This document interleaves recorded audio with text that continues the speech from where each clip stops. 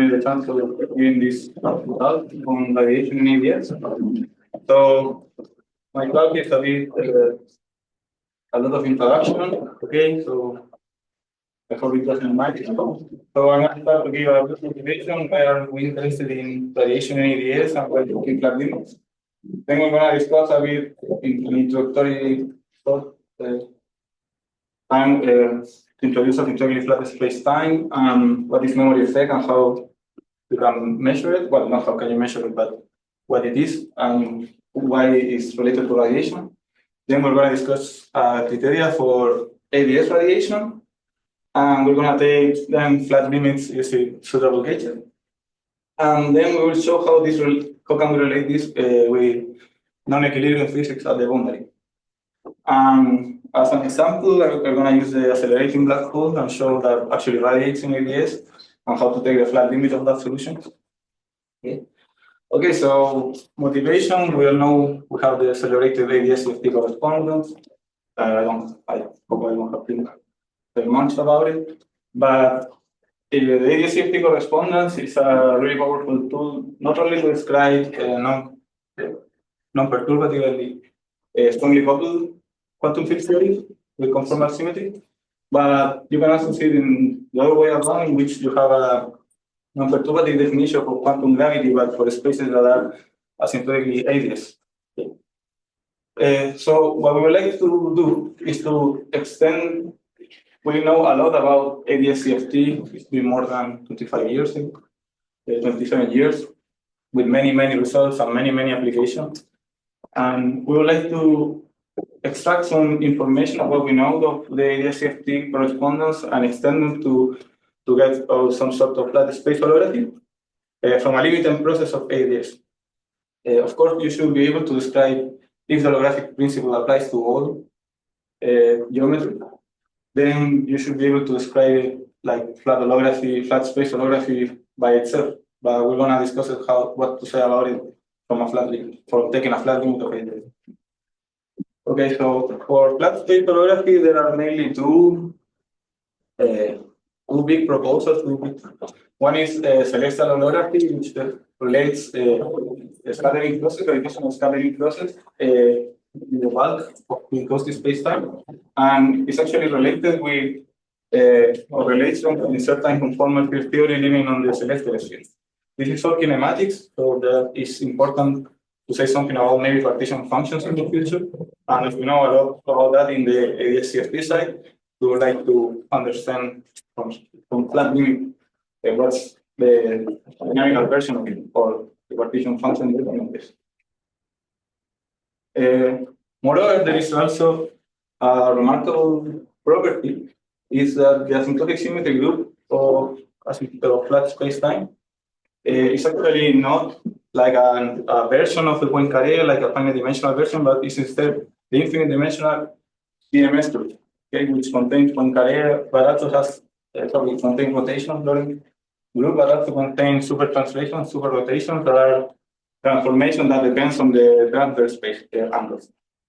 Okay, so what gives and what notice that this group is actually isomorphic to the Carolian conformal group. Okay, with Carolian, why is it called Carolian? Because it's basically a contraction of the ABS group, which the non-Wiener contraction in which you take the flat limit, and it actually means in the boundary that you're taking the speed of light to be zero.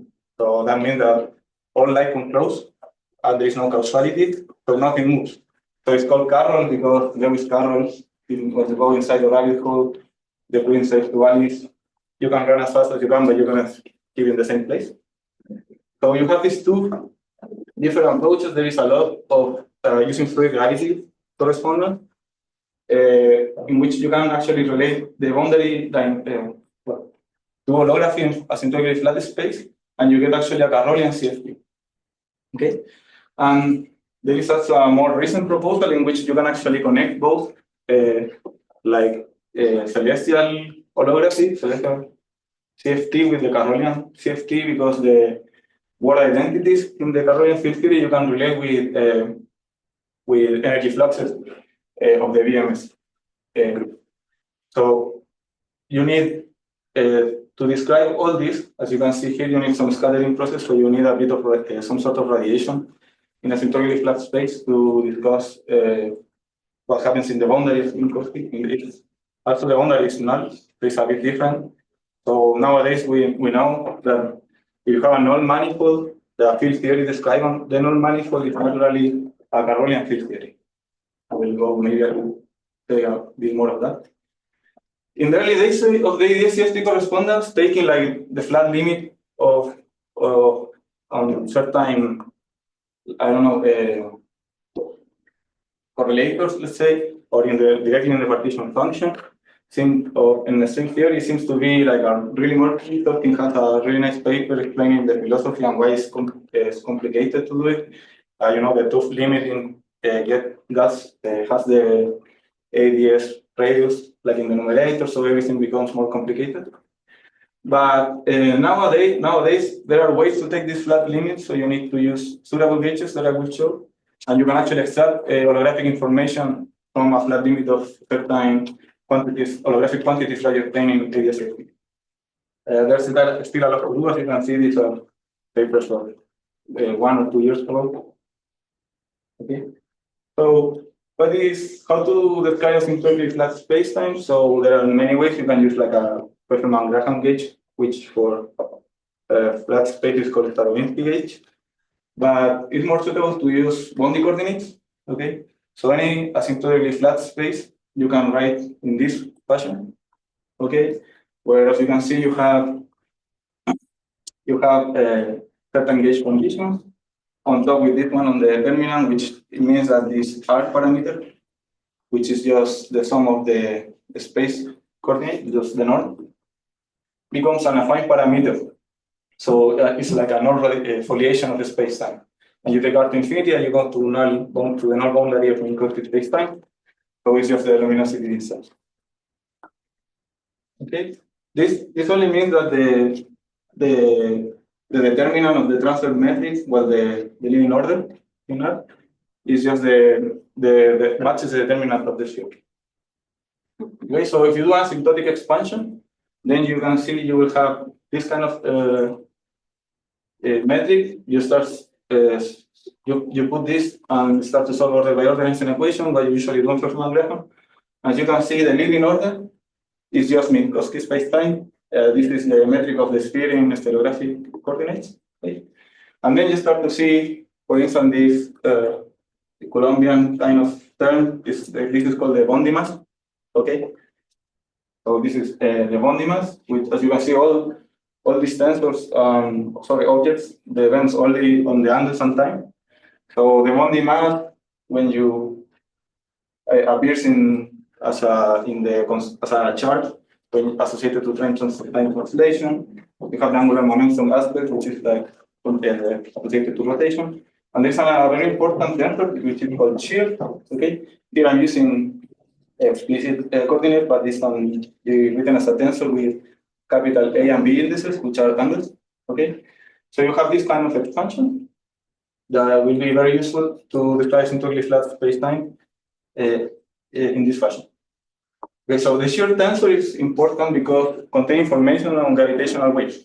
I will show explicitly later, but its time derivative is what is called the Newton tensor. Okay, which is some sort of the field strength, the gravitational analog of the field strength. Okay, and its square actually is related to energy fluxes across the scribe class, so the asymptotic region. So if you want to see how much energy is radiating away from the bulb, you actually need to have this tensor to be non-zero. Okay, as you can see, this is the presymplectic potential of gravity in this gauge, and depends on the shear and on the needle. Okay, so these tensors are really important to describe the space-time asymptotically and to see if there is radiation in flat space. Okay, so if you have a pair of detectors near scribe class, they are divided by, let's say, parameterized by this S and S T bar. Okay, if you have a choke wave of radiation, I don't know, some gravitational wave passing, what is going to happen is that it's going to move the detectors away. And how you measure that? You have to compute the geodesic deviation, so the geodesic deviate. and you arrive to this equation. And if you compute this component of the Riemann curvature, you can see that you can actually solve this equation for the deviation, because you're going to have second order time derivative here and second order time derivative here in terms of the shear. Okay, so you integrate and you're going to arrive to this. So if you have that the shear is not becomes shifted because the path of gravitational radiation, then it means that the detectors become they move due to the passage of a gravitational wave. And if your initial data is vacuum, like non-perturbed, you have zero news on that. In that case, you can, on the Metzner, Van der Burg, and Sachs, which are the limits, they show that the shear actually is described by acquire this form, where C is actually Wilson boson appearing for a spontaneously broken supertranslation. So what is this saying is that how it moves, like this is the famous gravitational memory effect. Okay, how the gravitational wave affect the position, like how the vacua changes due to the path of variation, is measured by this. And this is just given by supertranslation. So supertranslation, which is a symmetry of the boundary, the asymptotic symmetry, relates vacuas that are different, but they are related if a gravitational wave passes and changes the vacuum, it's just achieved in a supertranslation. And this is measured in this equation. This is just a green function that you, well, this is the angle in the celestial sphere. And as you can see here, this is some sort of energy flux. Okay, that's why we call it T. And this is a square of the Newton tensor. Okay, and if you have matter, then in the back, then you have to add that term also because related to energy. So the Riemann transformation, the supertranslation, relate both backwards and before and after the gravitational wave passes. And how? By the integration of the Newton tensor square. Okay, so the Newton tensor is really giving information about gravitational wave and how you measure how much energy is lost or how much energy injects at strike line. Okay.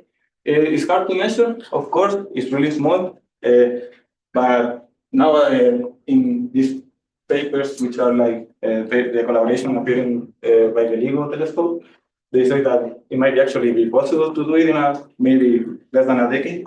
And actually, this paper appeared like 10 days ago by the Einstein Telescope collaboration, in which they show that in this Einstein telescope might be actually be able to measure gravitational memory and spin memory in the forthcoming year. So that will be really nice because this supertranslation should be, because of what I just showed you, should be actually true observable, right?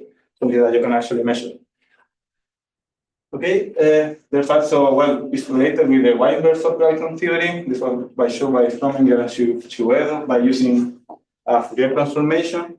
This is how this is the perturbation and how the amplitude of the perturbation changes. This is a transfer stresses component, and it's actually related with Weinberg-Soft gravity theorem. So the famous triangle of Strominger, in which you reward identities, soft theory, is actually appearing in this really nice paper. It's really simple to follow. It contains all the equations and dropped actually. Okay. Also, there is another important equation, which is called the Bondi-mass loss formula, okay, in which how the mass, the energy, is decaying in time or growing in time, actually is given by the integral of the Newton tensor square. And you can show using some rich flow that this is always negative. So because you have an object that is emitting a gravitational wave, you are losing energy on time. And this equation is, you can prove it on flat spacetime. Okay, this is the Bondi-mass loss formula. It's used a lot in numerical relativity to understand the properties of radiation and also the sources. Okay, and all this is in flat space. So we're gonna see, we can say something about that in ABS later maybe. Okay. Furthermore, with these geometries, if you have the Newton tensor, okay, if you have that information, then you can actually start to construct what are called celestial operators. Okay, this was done by Strominger, Arthur Maria Pagliario, Mitra, and Kapek. That if you form this object, and you insert into a matrix element, you will actually obtain what Kac-Moody current algebra, but also a two-dimensional. This will play the role of the two-dimensional stress tensor of the celestial field, because it gives you the two-dimensional stress tensor word identity. Right? So I think it's really nice. So if you're able to get this tensor somehow, okay, you can start to do all this holographic picture. And as you see, I'm just using kinematic. The only moment in which you use the field equations are when you put the gauge, the solution that you have, and you start to constrain the equation. But the sheet is always free asymptotically flat, which will be different in ages. Okay. You can also change bases, what's done in this paper by Adamo, and also Strominger in all these papers. So if you go into his Inspire, you can see all this equation. And you can realize this wedge algebra, one has infinity, which is the algebra of operators acting in the unit circle, which have finite Fourier transformation, Fourier coefficient.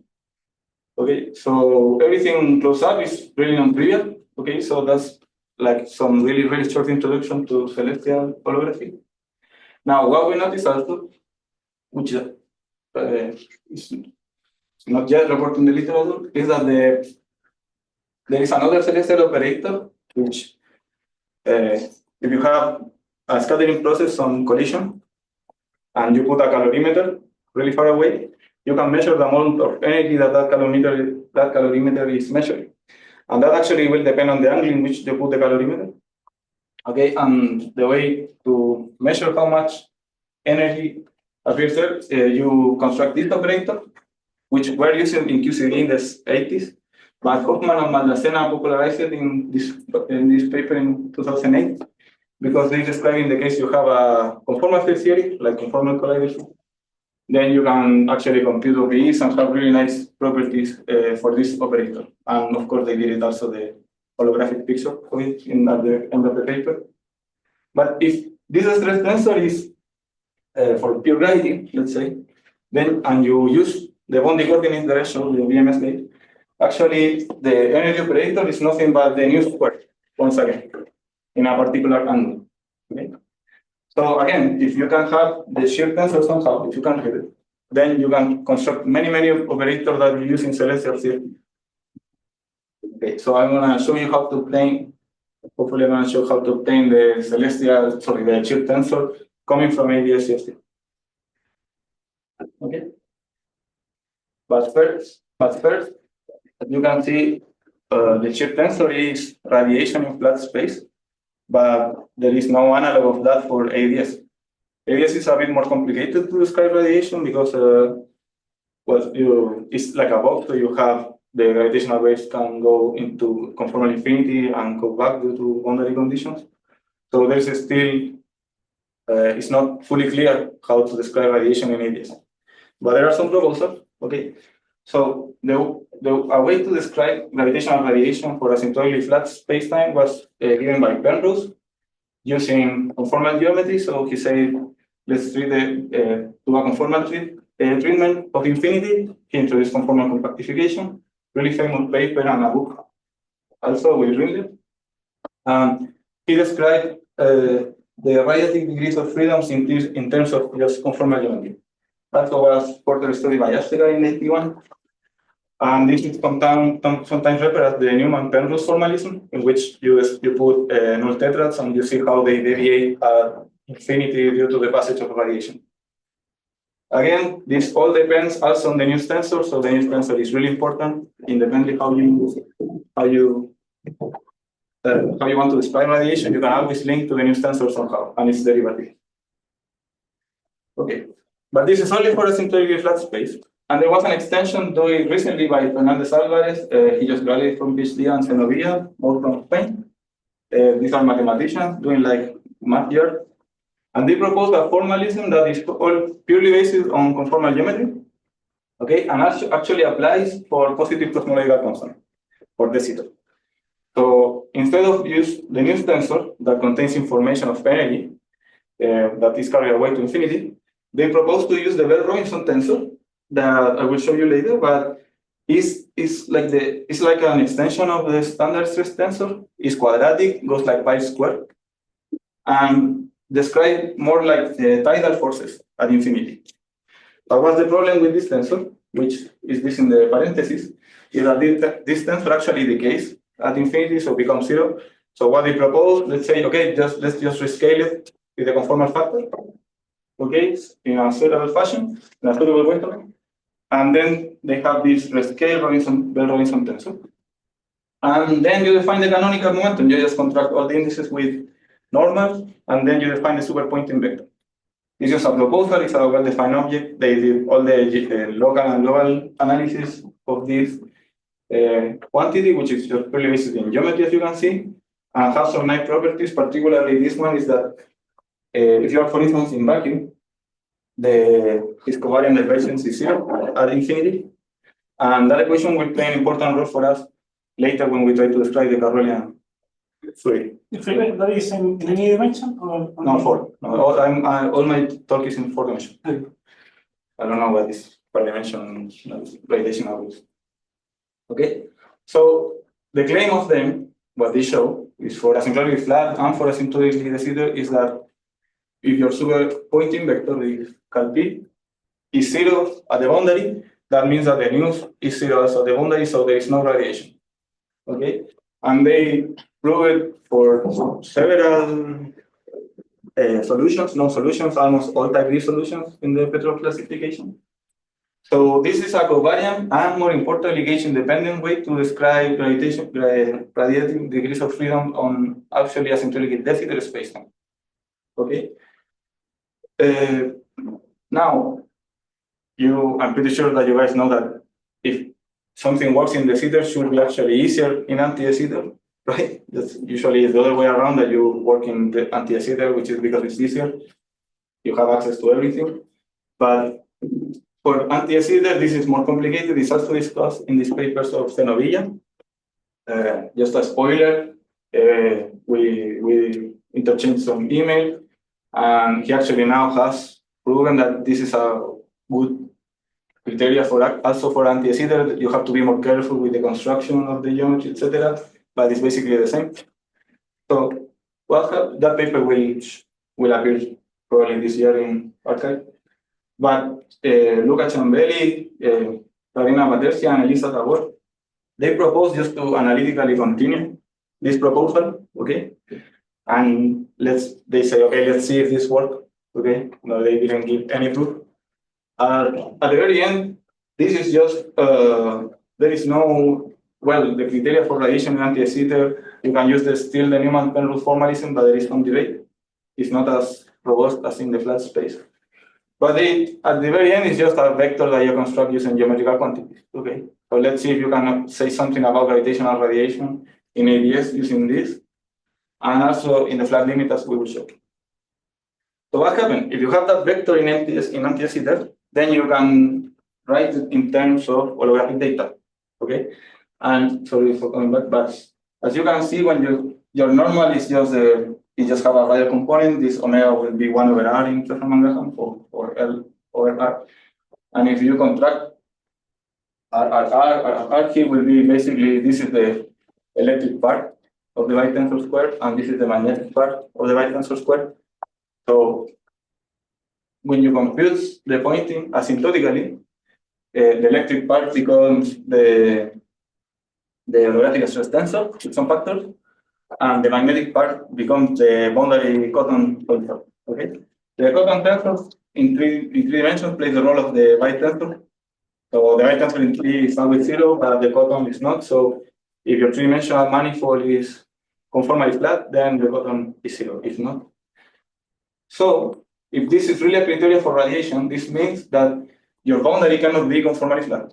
So you need to break some isometries.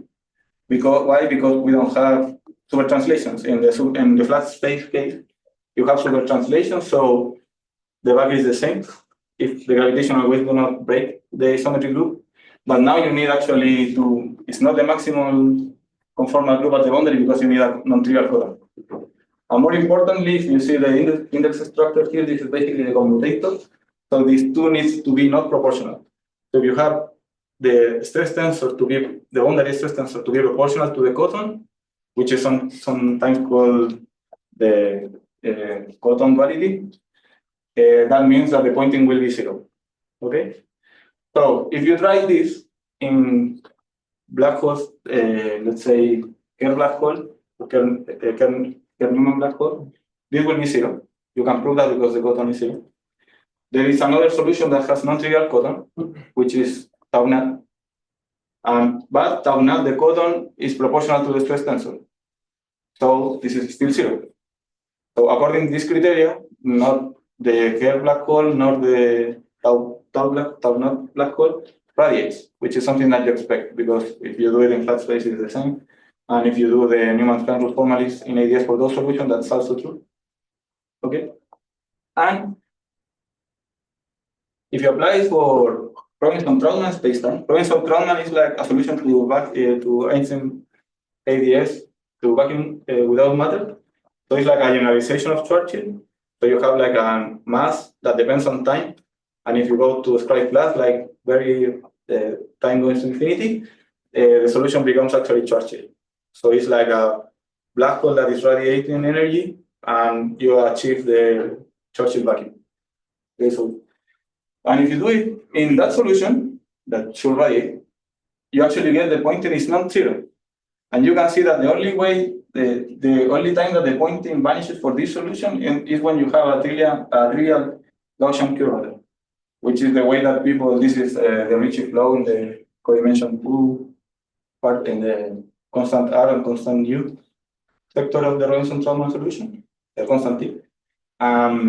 Actually, that's the same that happened in flat spacetime. If you have trivial Gaussian curvature, then the solution does not radiate. Okay. So because if you choose a particular P, you can have, for instance, something that is isomorphic to Schwarzschild, and you should not expect radiation. Okay. So if we still don't have a robust criteria for radiation, but it works for all known solutions. And again, it's just a vector that you construct using geometrical quantum. Question? Okay. Okay, so we want to take flat limits in ADS spacetime. So what you can use is something that is extension of the BMS gauge, the Bondi coordinates. For anti-de Sitter, as you can see, it's the same line element. Okay, the same kind of expansion, and I don't know if I say like explicitly, but the shear tensor appears is like the Colombian like quantity appearing in the expansion, in the asymptotic expansion of the transverse matrix. Okay, but are the same gauge conditions. The one on the determinant you also have. And in this paper, there are two papers by the Compere, Pirucci, and Rosiconi, in which they analyze this gauge for the case of ADS. They do asymptotic symmetry algebra. They did a really nice paper, everything explicitly. They even put the mathematical code, so you can use that. So really nice. If you solve Einstein equations order by order in the asymptotic expansion, then you start to obtain expansion for the elements in the gauge. For instance, the beta is the factor that appears here in the exponential in the UDR. Okay, so in asymptotically flat, you expect that this goes to -1, so the beta, the leading order is 0. But that does not need to happen actually in ADS. Okay, the next to leading order, 1 over R squared is the chill square. Then for the U vector, which is the one appearing here, is the cross term between the angles and the time.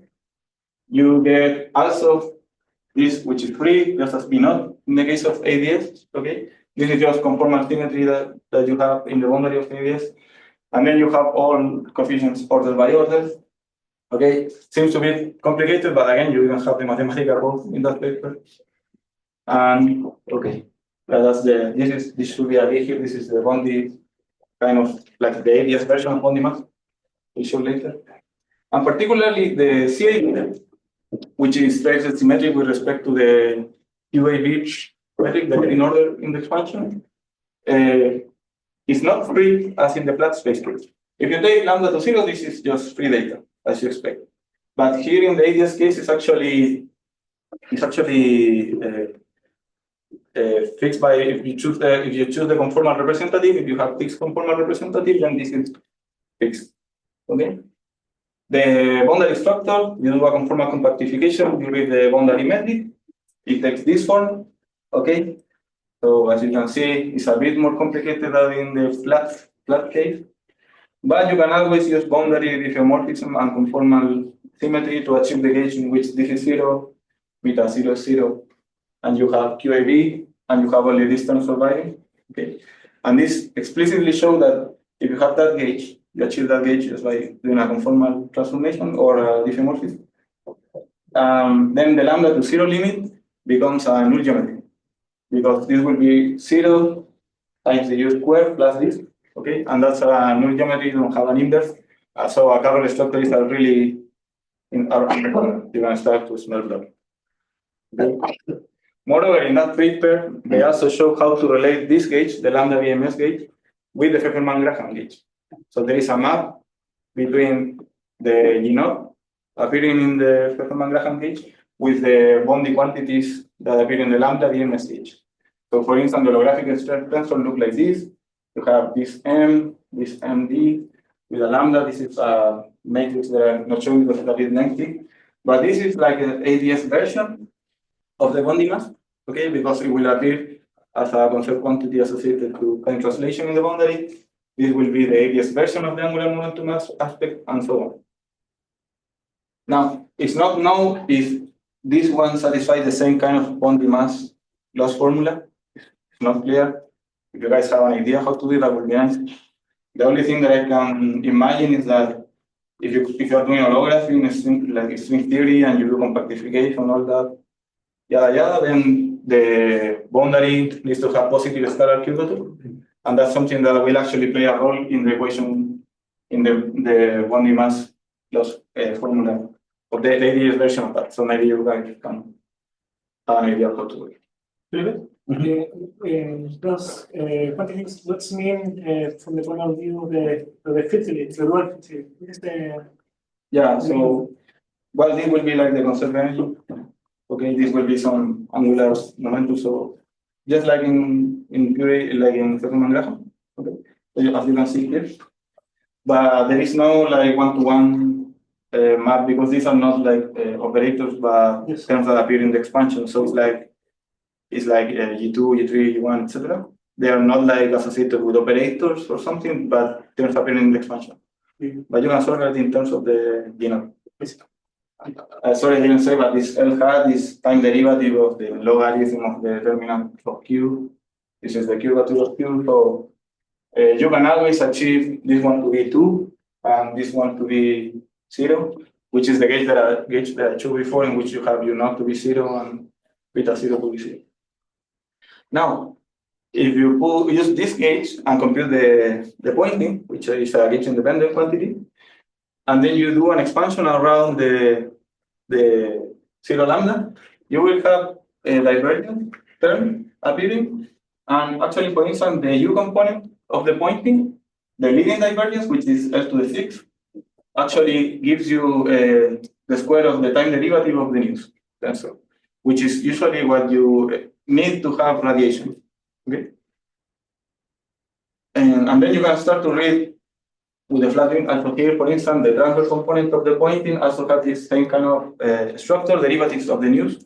So the pointing in the flat limit can tell you explicitly that it's related with radiation in the flat space. Okay. In this gauge, as I didn't say, but it was developed firstly, to be honest, by Hernán González in his PhD thesis, but then was fully studied by this Comper, Firucci, and Rusiconi paper in more detail. But in the geometry is that the conformal boundary of ADS becomes the null boundary of Minkowski. Okay. From the stress tensor, the leading order divergence is derivative of the news for the cotton also. And this is the Schouten. It's not diverging in the flat space limit, it's just the news. Okay? So if you compute those quantities in this gauge and you take the flat limit, you are able to create new tensor and its derivative. Okay. So this is how you relate. All this is in the Luca Ciambelli paper. So what we doing is to use a different gauge, which is called the Newman-Unti gauge, in which you interchange the gauge condition of the derivative of the determinant by putting beta to 0 always. So you interchange those two. It's a bit simpler to work when you are in mathematics, for instance, because you don't have a determinant or derivatives of the determinant. And the gauge look like this in this paper. In this paper and in a follow-up papers of the group of Marios Petropoulos and PhD students like David Rivera, they analyze the boundary, the holographic stress tensor in this gauge. This is all ideas in terms of fluid gravity correspondence by analyzing the bile weights.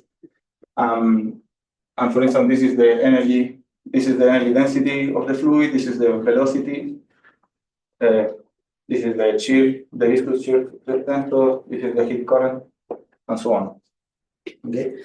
So as we have this parametrization of this Newman-Unti gauge, they use it because in the boundary is way easier than in the lambda EMS gauge to realize the Carrollian diffeomorphism. So the Carrollian field theory is more explicit using this gauge than the lambda EMS. Okay. So we compute the Poynting vector in this gauge. So in terms of fluid variables, so what we are doing is that the Poynting vector is something that people of MathYard was studying to analyze gravitational waves. Then Lucas, Sabrina, and Elisa, they extended to talk with people doing the community of holography, like people here in Chile. And what we're trying to do is to connect with people that is doing fluid gravity and Carrollian fluids, okay, through this Poynting.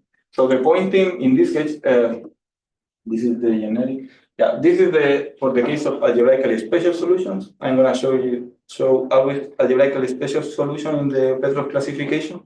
That means everything but type 1. Okay, so it's very generic. All black hole solutions that you know, basically. We also have for the generic, but it's a bit lengthy. Okay, so we have the Poynting in terms of fluid variables.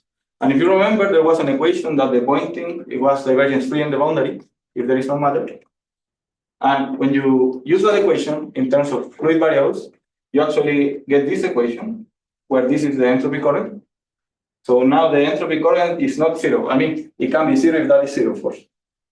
But this is a way to use the Poynting vector, which talks about radiation in ADS and in the flat space limit, with boundary entropy production, which means that there is a non-equilibrium. The physics is in non-equilibrium in the boundary. Okay, so what we're saying is that radiation in the bulk of ADS, if this is radiation, is related with non-equilibrium physics, conformal physics at the boundary. And a way to measure that is through this Poynting vector using the Newman-Unti gauge and the fluid gravity correspondence. Okay, this equation we obtained like 4 days ago or something, so we are like checking coefficients and everything. But this is as you can see. Also, if you have radiation, that doesn't mean that this is not 0. Okay, you have to start with a non-trivial Poynting to achieve this equation, but you can have a 0 on the right-hand side for even radiative spacetime, like Robinson-Traubach. That was done in a paper by Marios and Lucas. Okay. Furthermore, to analyze the Carrollian structure really fast, really short, we need to parameterize the boundary metric. A nice parameterization is called the Papel-Petro-Renders parameterization, in which, as you can see, if you take the flat limit L to 0, sorry, to infinity, this is immediately null. This is just a Carrel scalar. This is the Ehrman connection. So it will be like the Carrollian connection if you want, and this is the transfer metric. Okay. You can construct all the Carrollian fluid in the flat space limit of where the stress tensor that I just showed. It's a well-defined flat limit, but then you have to start to describe the Carrollian fluid by constructing a metric that is Carrollian and biocompatible. I mean, you need metricity, you need explicit bicovariance, etc. All that you use in fluids, but on top of that, you have Carroll diffeomorphism instead of, let's say, Lorentz.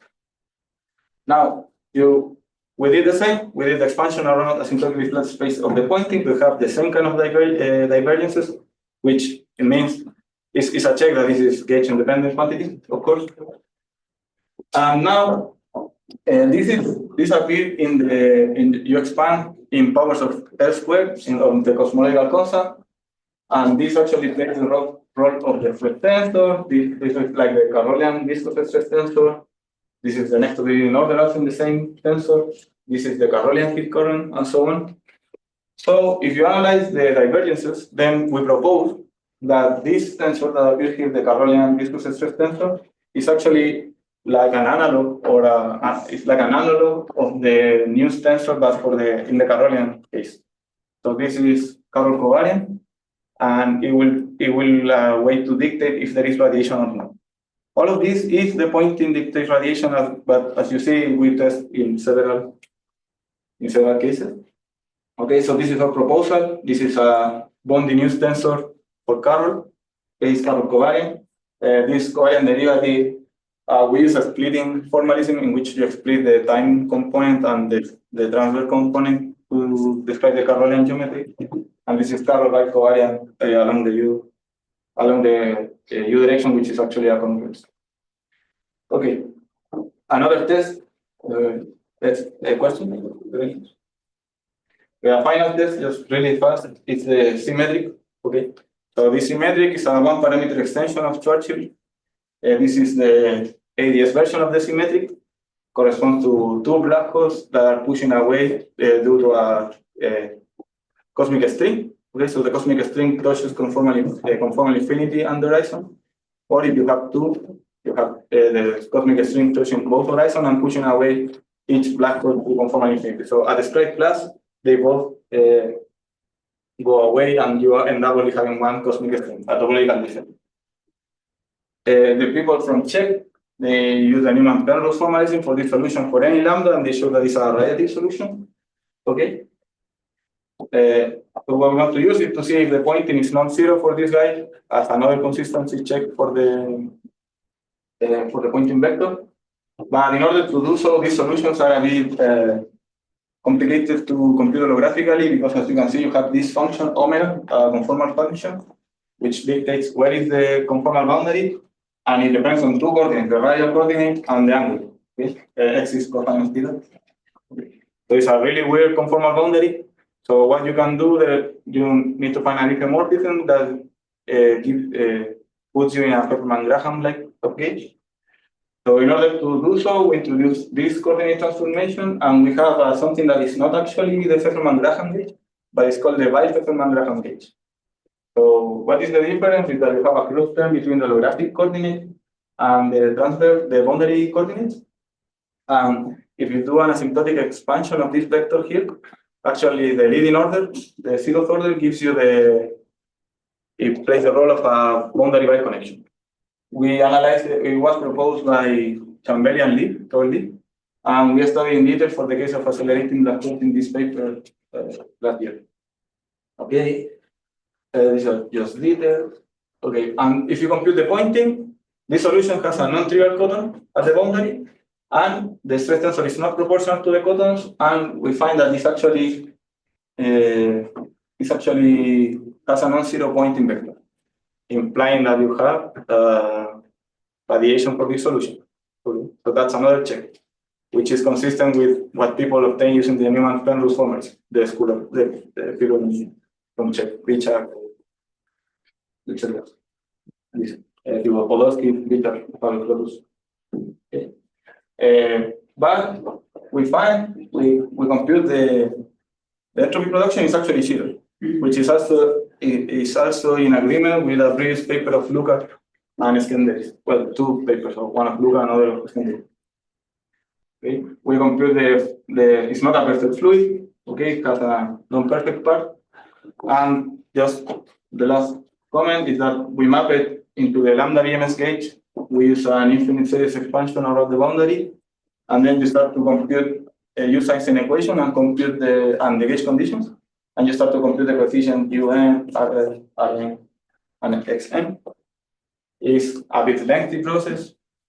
This kind of expansions always realize the conformal symmetry of the boundary explicitly.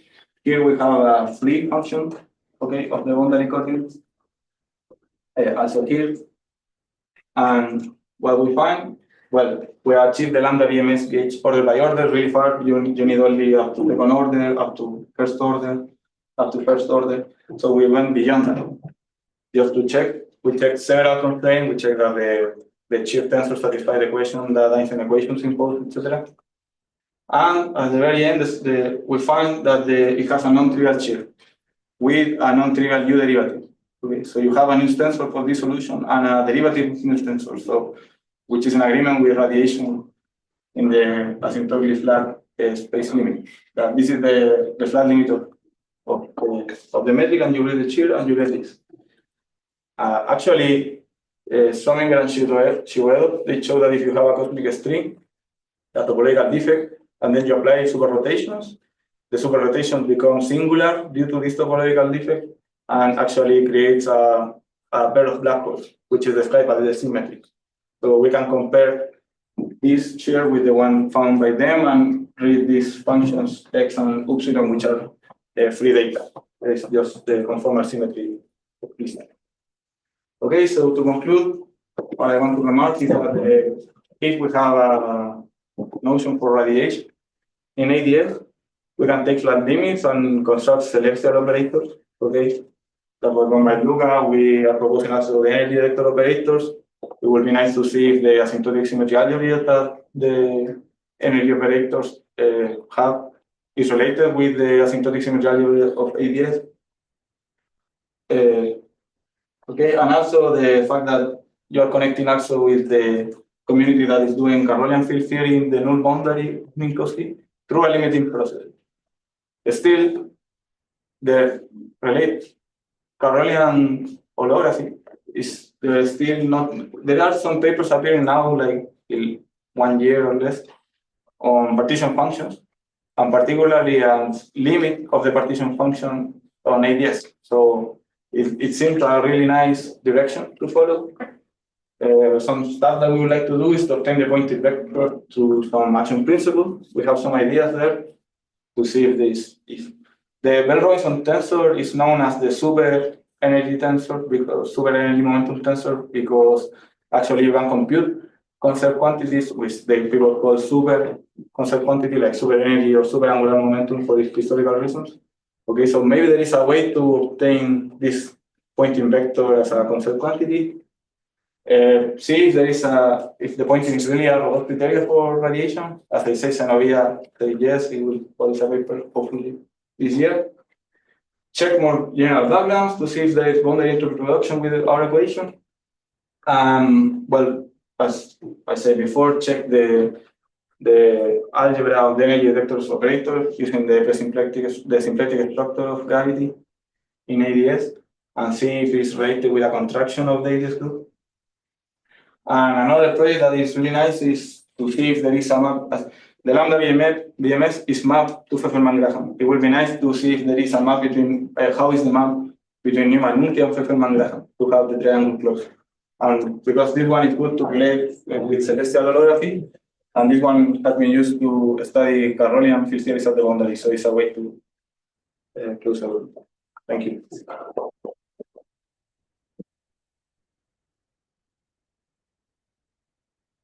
Thank you for the talk.